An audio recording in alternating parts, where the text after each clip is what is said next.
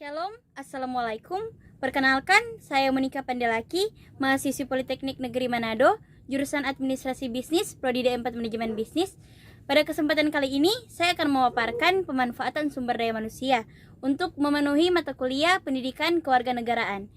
Saya memilih mengambil pemanfaatan sumber daya manusia yang tentunya berhubungan erat dengan upaya bela negara yang saya lakukan secara non-fisik, yaitu saya berkarya nyata melalui usaha saya untuk menunjukkan bahwa saya sebagai warga negara Indonesia yang mampu berkembang mengikuti zaman sekarang, yaitu zaman modern yang penuh dengan teknologi. Dan tentunya saya ingin membuktikan bahwa saya mampu memanfaatkan teknologi yang ada secara positif. Nah, di sini saya sendiri membuat usaha yang bernama Editime. Nah, Editime adalah usaha edit foto dan desain yang dilakukan secara online, khususnya aplikasi Instagram. Usaha ini memerlukan ide dan juga pemikiran kreatif agar pelanggan tertarik untuk menggunakan jasa saya.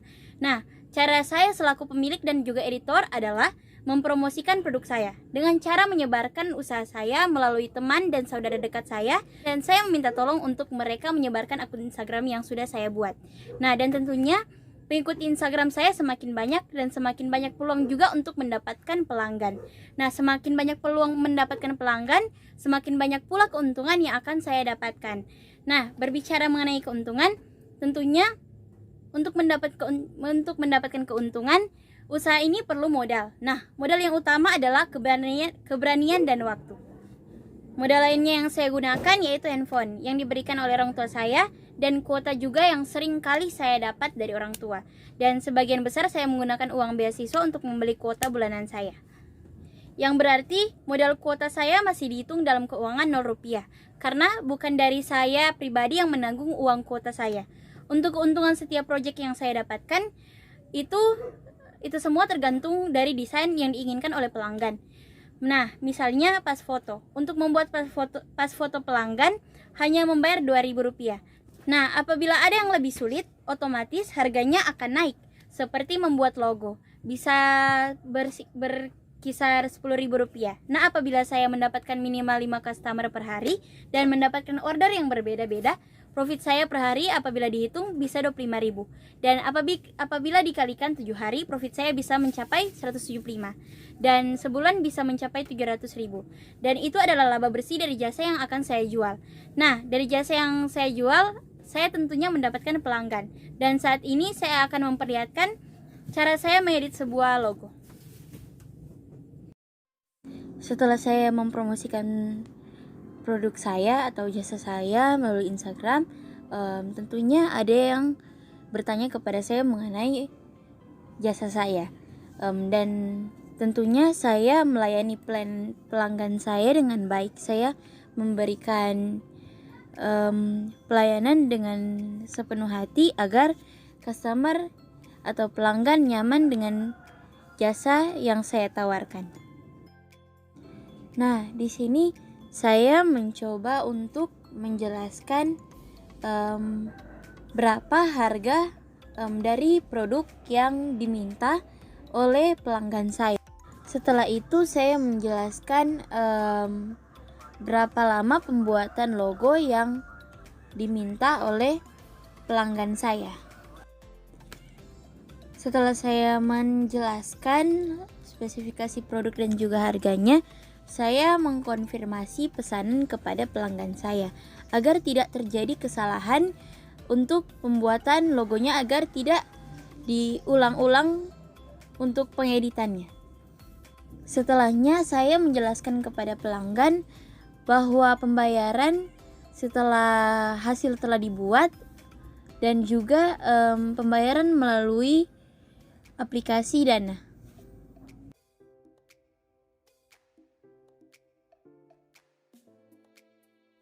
Setelah saya mengkonfirmasi pesanan saya langsung mencari ide atau inspirasi dari website baik Pinterest, Canva, dan lain sebagainya yang bisa menginspirasi saya untuk membuat sebuah logo.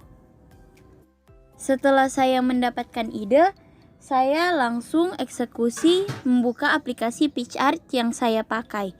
Nah, pada saat ini saya langsung pergi ke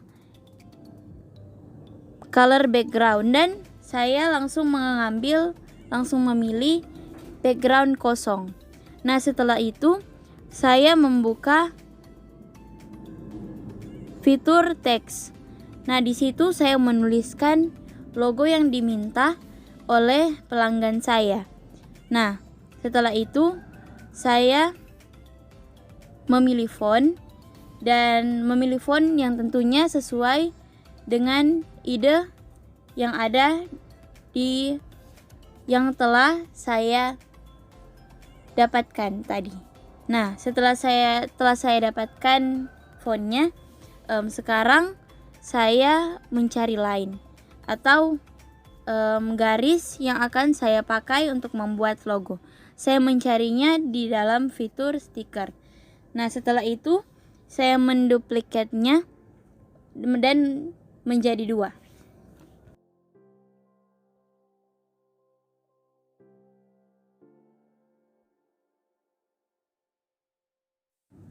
Setelah saya selesai menduplikat line-nya, saat ini saya menambahkan teks yang berupa slogan yang akan saya taruh di dalam logo yang saya buat.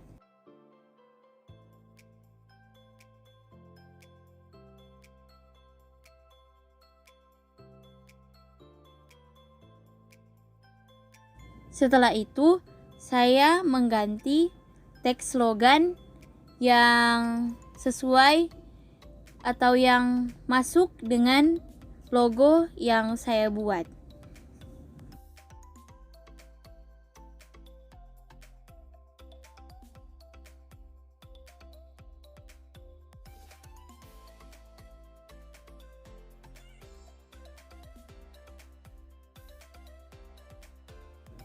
Tidak lupa juga saya merubah warna logo sesuai dengan ide yang saya dapatkan. Tidak lupa juga saya memberikan warna agar terlihat hidup. Setelah saya sudah selesai untuk memberikan warna, saya langsung menyimpan dan berikutnya saya merubah latar belakang dari gambar ini dan saya merubah apa yang cocok dengan gambar ini, gambar atau logo yang saya buat.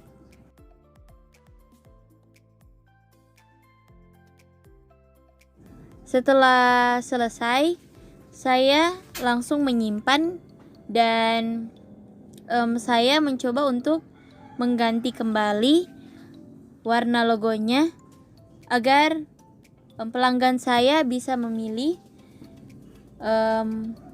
banyak varian.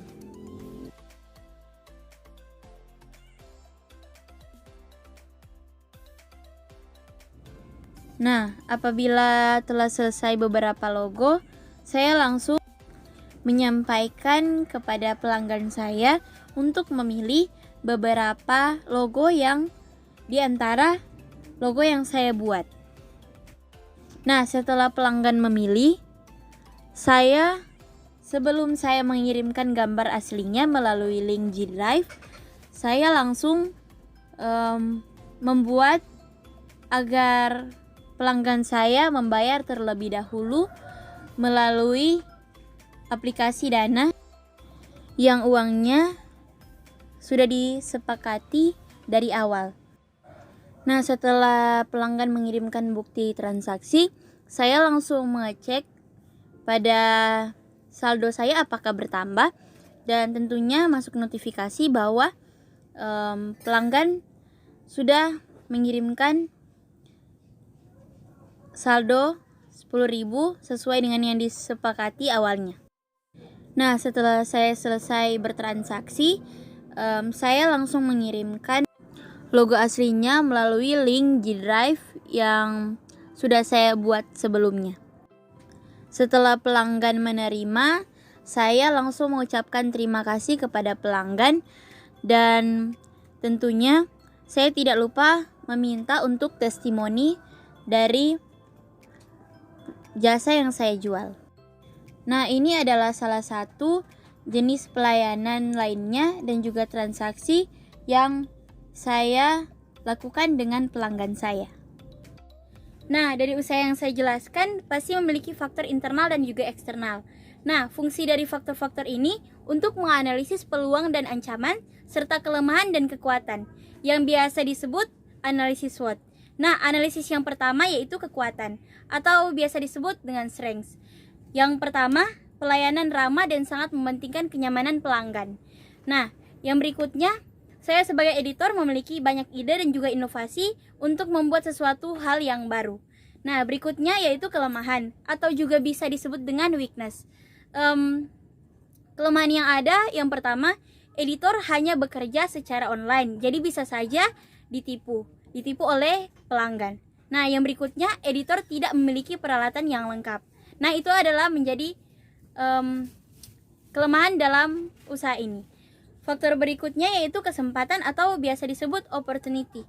Nah, selagi editor tidak memiliki peralatan lengkap, editor berusaha menggunakan aplikasi yang sudah tersedia di Play Store dan App Store. Seperti contoh yang di sebelah ini. Yang kedua, usaha edit foto melalui online seperti ini di daerah saya masih jarang sekali terlihat, apalagi melalui aplikasi Instagram. Yang saya lihat baru usaha saya yang ada di daerah Manado. Nah, faktor berikutnya yaitu ancaman atau biasa disebut dengan threats. Ada orang yang menguasai olah foto sendiri di komputer masing-masing dengan software yang sangat beragam dan mudah diperoleh. Itulah faktor-faktor internal atau eksternal yang ada dalam SWOT. Nah, dalam usaha ini, saya yang masih muda, saya berharap saya bisa mengembangkan potensi saya dengan tetap berperilaku sesuai dengan nilai-nilai yang ada dalam Pancasila, dan juga saya berharap saya bisa mendapatkan pengalaman-pengalaman yang bisa membuat saya belajar dan belajar lagi ke depannya. Sekian penjelasan dari saya.